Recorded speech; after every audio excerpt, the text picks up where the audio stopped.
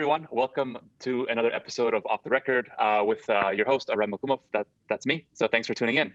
On this podcast, I'm interviewing well-known CEOs and VCs about their business philosophy, how to raise and manage your money, and psychology of being a founder. This is episode number 19, and I'm joined today by another great venture capitalist who I'm excited to have on our show. Nasir Qadree is a founder and managing partner at Zeal Capital Partners, an inclusive investment firm. Prior to Zeal, he served as the associate director for AT&T's $400 million Aspire social investment fund. Interesting to note about Nassir is that he is committed to running 51 full marathons in each US state, including DC, in an effort to raise scholarship funding for first-generation college students. I think you've done 18 races so far, if I'm not mistaken, so super impressive. Congratulations, and great work on that initiative. Aram, it's great to be with you and join this podcast early, episode number 19. Amazing, congratulations on your work, and share this and create this space to talk all things access to capital, innovation, opportunity, solving painkiller problems, and I'm just really excited to have a conversation and share my story with your audience. Cool. Well, I'm excited having you on our show as well, and I'm looking forward to it. So I was just mentioning about your really impressive commitment to the marathon. So just let's start there. I mean, you're the first guest on our show who's doing that many marathons. So I gotta ask, at what point did you decide to do this yourself from a personal perspective? Yeah, running has always been my worst enemy. This idea that it introduces you to something that is difficult, and when you run something as rigorous as 26.2 miles and you finish, it aligns to me, it correlates this idea that you can do anything you put your mind to. And especially as an entrepreneur now and all the other challenging moments I've had in my life. And so Aram, it's probably been about a decade ago when I decided to take on this journey. I was actually, and I give credit to a close friend of mine, Robert Refkin, who today is the CEO of Compass. And he too challenged himself to run 50 marathons. But then there was also this idea that first generation college students, who I always viewed as the epitome of the American dream, those that were climbing a ladder around that no one around has ever climbed before. And I was that kid, and I still am. And I feel a responsibility to uplift first generation college graduates and share and provide philanthropic or raise capital. 100% of the proceeds going to a nonprofit I care deeply about. It's called America Needs You, a national organization that provides mentorship development for first generation college graduates. And I'm just excited to continue to champion their work. And so yeah, I'm not going to win. I'm scheduled to run 2 more this year, which will make 20. Little Rock, Arkansas, and Las Vegas, Nevada, pending, if everything goes right, just given. That's amazing. But it definitely keeps me laser focused to challenge myself, and in turn, that challenge. I get challenged every day in terms of raising a fund, for example. But yeah, I'm excited. Yeah. Cool. Yeah, I mean, from one challenge to another, I want to kind of talk about your current capital from that you're running. You really took out a very new path here. From what I could see and tell. Really betting early on underrepresented investable founders who really deserve a fair shot, equally as well as everybody else who's trying to raise venture capital. So your approach is quite different from traditional VCs that we've been speaking to and have on the show. First thing I want to ask is, how did you develop this type of philosophy and an idea? Yeah, I've spent the past 6 years in venture across 2 funds, as you alluded to, most recently AT&T and Village Capital as global head of their education, technology, practice, and investments, and shortly after leading their U.S. economic opportunity portfolio, investing in fintech, education, future work, and health, and then as I mentioned, AT&T.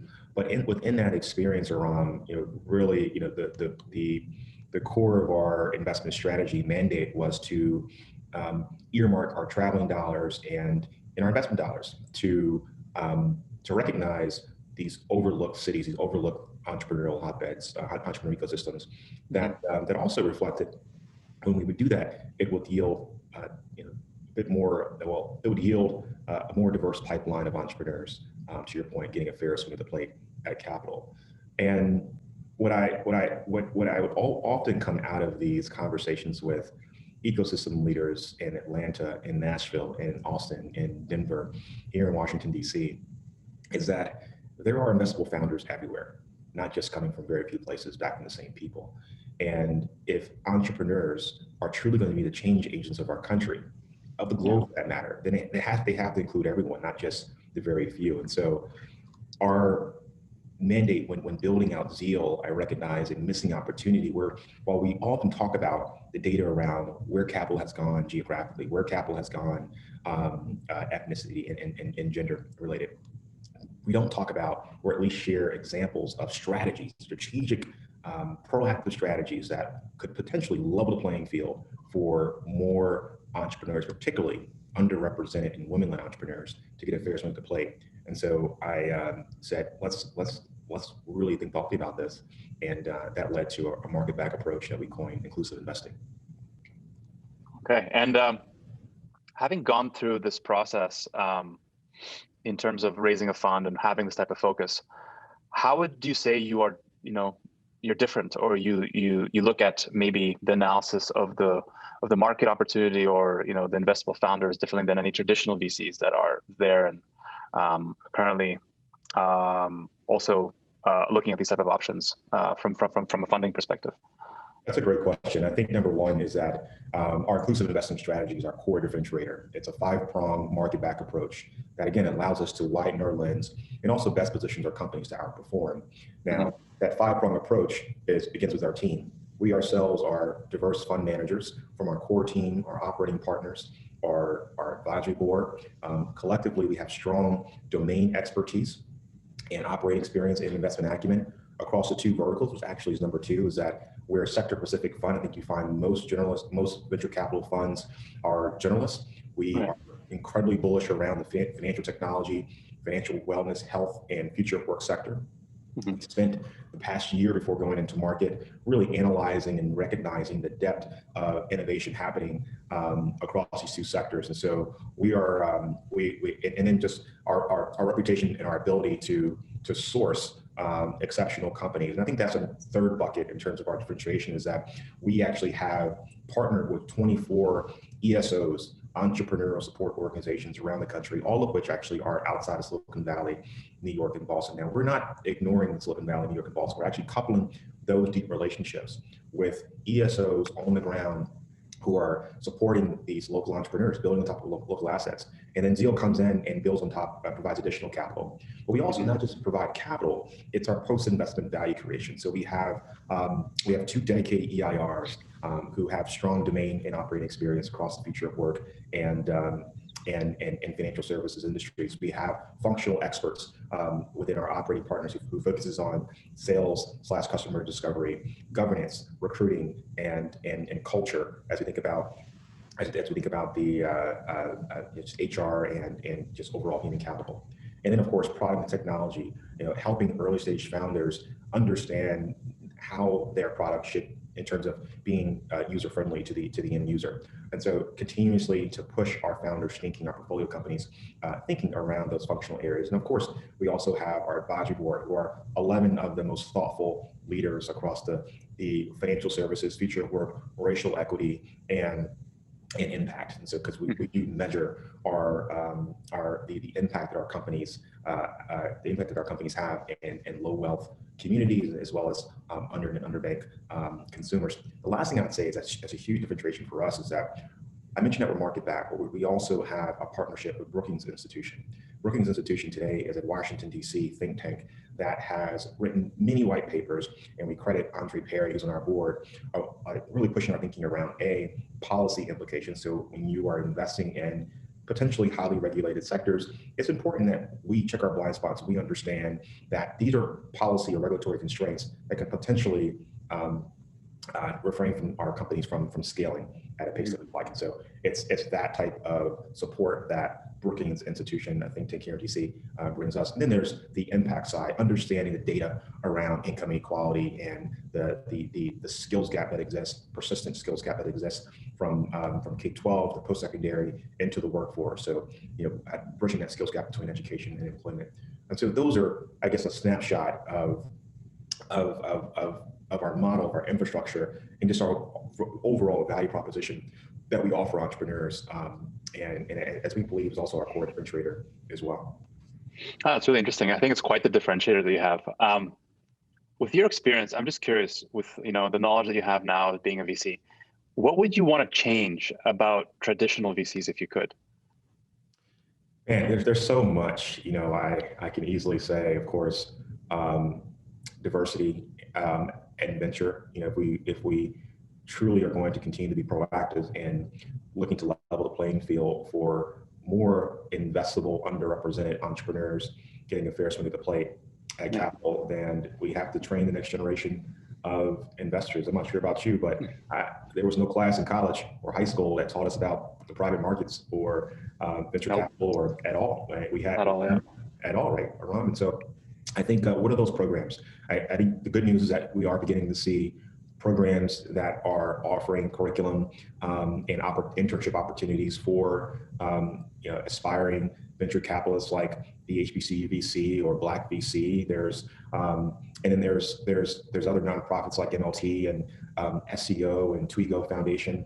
I'm probably missing a number of others that are specifically building support systems and access and opportunity for aspiring venture capitalists or those who want to have careers in the private markets. And so I think the good news, the downside is that we have a long way to go. It's still 1% of venture capital, of 70 trillion under management, only 1.3% is managed by women and people of color. I think that's an incredible travesty, and there's so much capital left on the table. But there's some structural things that how I think about what as I'm building out Zeal, for example, just overall constraints that exist when limited partners are seeking to invest in GPs. There's this challenge of he's a first-time VC, and so we rather wait until Fund 2 and beyond, or he's a solo GP, and there's Nassir can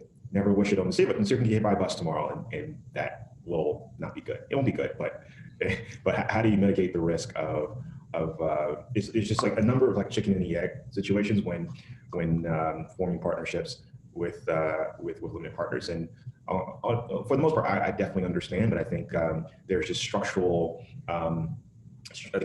challenges that negate particularly diverse fund managers like you and I to really gain that access to capital and the opportunity to build an institutional fund.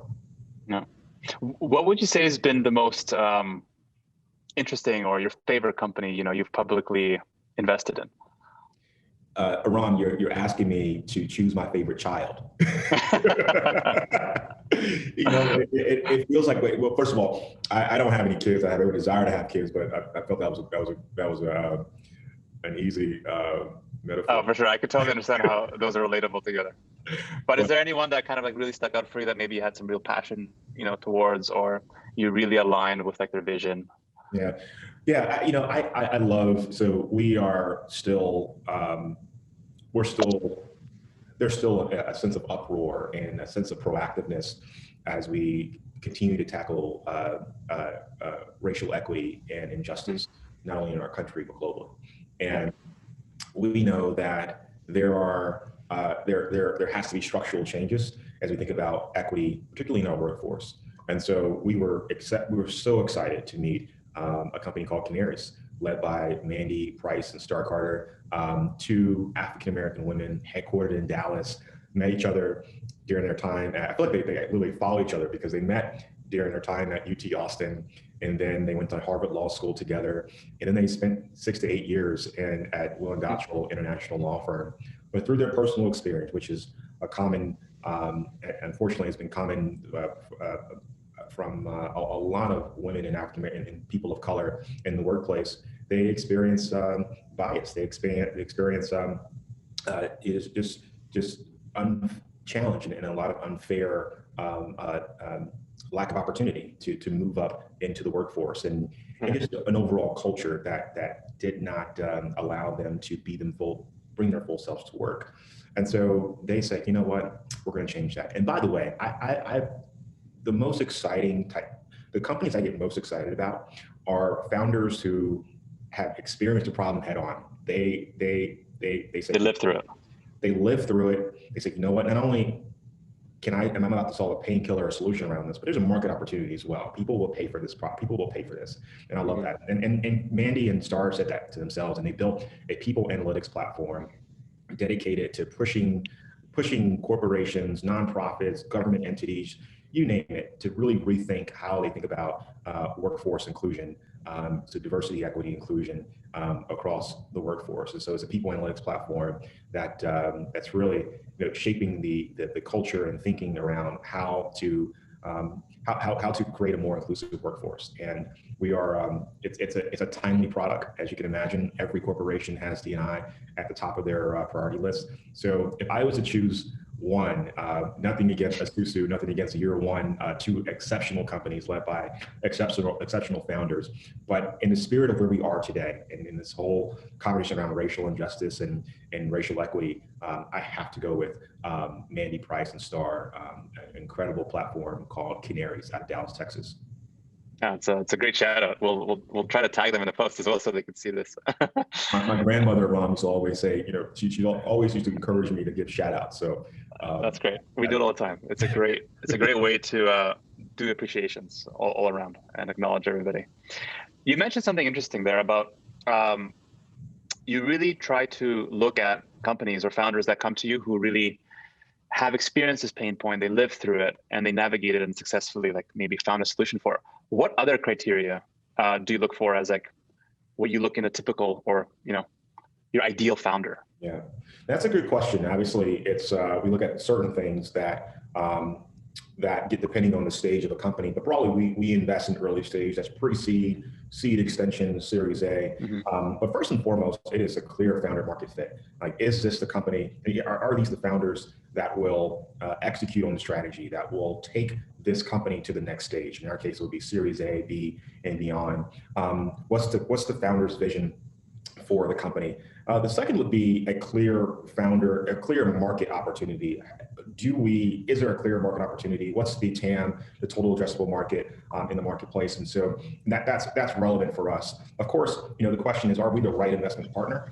As I alluded to earlier, we don't want to partner with founders just for the sake of capital or introductions, but truly, can we be a true value partner, not hovering over them, but be joining the journey early enough to support them in multiple areas, just given, again, our domain and operating experience across our team. I think another aspect is for us it's understanding, depending if it's a Series A, seed extension Series A, at that point they have revenue, they have existing clients, and so really getting a sense of how this product has positively impacted that client base, and their reason why they chose that company or that product. That's incredibly relevant to us as well. And so, early stage companies is really less quantitative. I mean, at some Series A, we can get a little quantity on the revenue and just how that in the overall competitive landscape. But for the most part, it's founder market fit, it's market opportunity, it's product, and then it's are we the right? The question is, are we the right investment partner? And with a lot of the VCs that we've spoken to, some take different stances in their kind of investment strategy. I think you brought up some great characteristics and things that you look for in terms of the founders that you work with and whether or not you're the right partner. But how do you also capital is like capital, you can get money from anybody these days. What other things would you recommend to founders to look for when finding the right, investment partner to work with? What other kind of, maybe it's a network, maybe it's advising services, or, how best do you think founders can get the most out of working with venture capitalists outside or aside from the money? So Aram, you're alluding to a very important, I believe, is a underestimated. We don't talk about this at the dinner table or Zoom dinner tables as much as we should. And that is, VCs often, always conduct thorough diligence on founders. Not as often that founders are not conducting thorough diligence on VCs. It should be a two-way street. And Right. I think that's another, to your earlier question around what I would love to kind of see in terms of the culture dynamics. It's so one-sided, it's a one-way street. I think that you know, in order for us to really know each other, hence the whole inclusion concept, then I'd encourage founders to really push questions on VCs and ask them around, recognizing their gaps that exist currently in their company, whether it be their lack of go-to-market strategy, or whether it be, how to source and hire the best engineer product to build the technology, or, just CEO leadership 101. Quite often when you're an early stage company, the CEO sometimes is not the best. As a company grows, you typically, not typically, but there's been multiple times where the CEO will get shipped out because the CEO is meant to run a large corporate company. And so it's asking the questions, understanding the domain expertise, the history of the VC. Lots of VCs were former operators. They were in your shoes at some point. So maybe you want a VC that was a CEO at some point, and you can learn from him or her, right? Maybe that you recognize the LPs. Maybe some of the LPs that are invested in the VC could be potential partners. Like for us, we have a number of fintech strategic financial services investors in our fund. It is very strategic that for us that we invest in early fintech companies, and we are able to introduce those fintech companies to these large fintech and financial services corporations. So I think it's ensuring that entrepreneurs, founders, CEOs are conducting thorough diligence on investors just as much as we're conducting thorough diligence on them. I love it. It's so true, and you're right. It's not talked about enough, and I don't think founders have enough confidence, frankly, at times, in order to ask these questions, because they might feel like it might hurt their potential opportunity of getting capital. So they don't want to. That's the culture it's like, that's just how it's being portrayed, and unfortunately, that's not right. I think most people would agree. If you truly take a step back and recognize the dynamics between a founder and a VC in the early days, and especially that hungry founder who needs capital to build the product and get to that next stage, it's like, should I ask him or her this or not? And to your point, Aram, if I do, I'm running the risk of not getting funded, but also want to bring my full self and share my pain points in my company, and I want to make sure they're the right partner. So that's even worse for women and people of color, for sure. Of course. I want to ask another kind of tangent question around places to get investment. So, we as a company got funding early on from different types of alternative sources. I think in general, there is a missing opportunity for founders to explore alternatives to VCs as well. What would you say founders are not doing here that they really should? That's a good question. One of the things I tend to start off with is, and I think getting VC capital to some people is sexy. It's like it's headline. It's a check mark. It's a check box. Like it's a credibility thing. Oh, you're backed by you're backed by Zeal, so you must be you must be doing well. You must be doing well, But when you're an early stage company, if you can, and again, I recognize the broader dynamic of VC when we think about it in the context of underrepresented entrepreneurs and women, not getting as much funding as men, especially the white male counterparts. But you're to the extent that you can build out a proof of concept, you can really market map the market opportunity that you're tackling. You be customer obsessed and competitor aware is what is the common saying these days. And I think that in itself is incredibly important. But recognizing that going right to VC very early is not your best first point of funding. It can be accelerator programs that often provide family and friends type of capital to get your company off the ground. And there can be there's non-dilutive capital, PRIs, program related investments from private foundations, for example. There are and so there's multiple. There's family office capital. There's government capital these days, SBA, for example. There's multiple vehicles that, from most people's lens, is probably not the sexiest of investment vehicles, but it also allows you, which I think is incredibly important, to keep your equity stake. So the indirect premise is to keep as much equity into your company as you can. You only seek VC capital when you're ready to take it to the next level. And in doing so, just because VC, we are the lifeblood that really provides serious amounts of injection of capital that allows you to just scale to the next level. Exactly. So that's important. But again, I think it's a learning process, which is why we have accelerator programs and that focus on helping founders become more investment ready.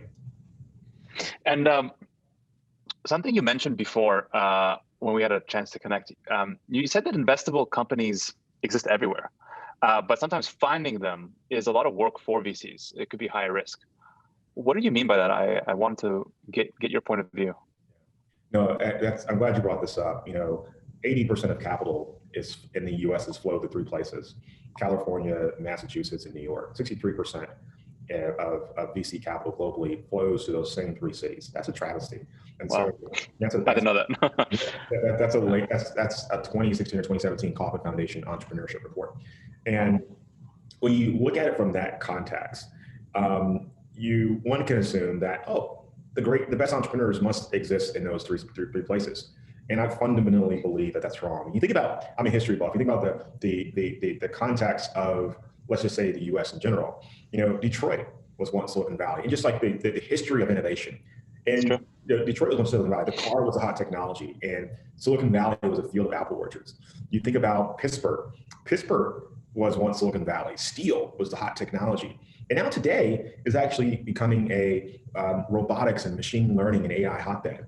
You think about Nashville. If you really want to invest or source incredible healthcare companies, go to Nashville. Want to go and get into education technology, go to Baltimore, go to Denver, come here in Washington, D.C.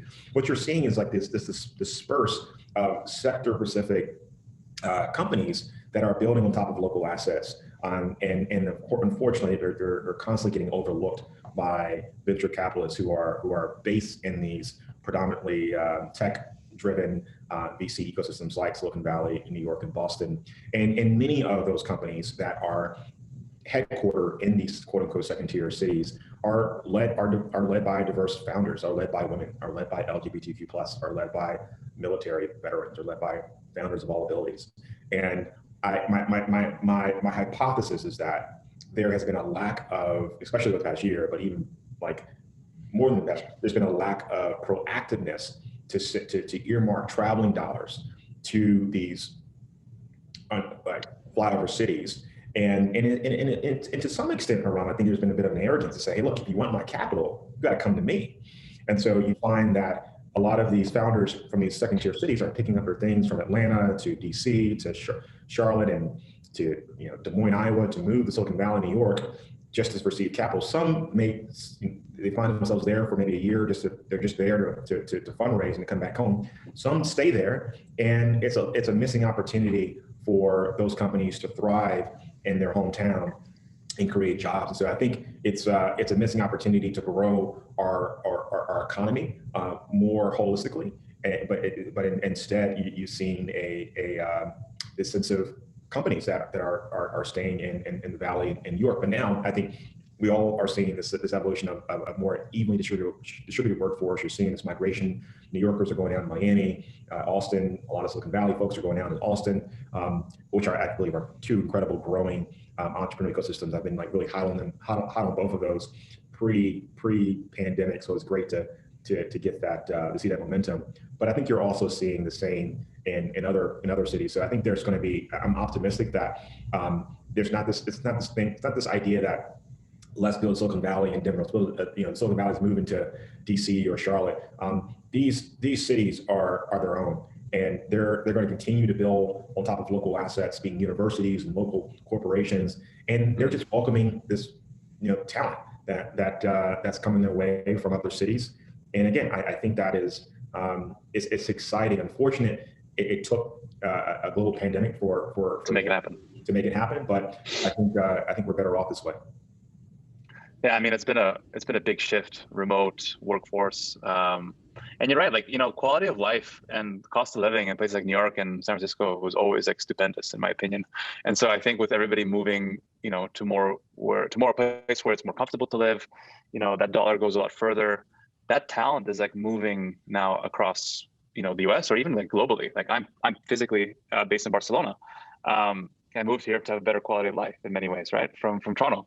So I'm not there during the winter, but a lot of people share this type of a mentality. I think these days, everybody can work from anywhere, and talent is now readily accessible, online, and it's there. But I wanted to ask you from a venture perspective, do you care about where the founders are physically? Do you try to, because talent, is everywhere now, but is there anything that you've seen in the last year in terms of like some challenges that founders have been coming across, or?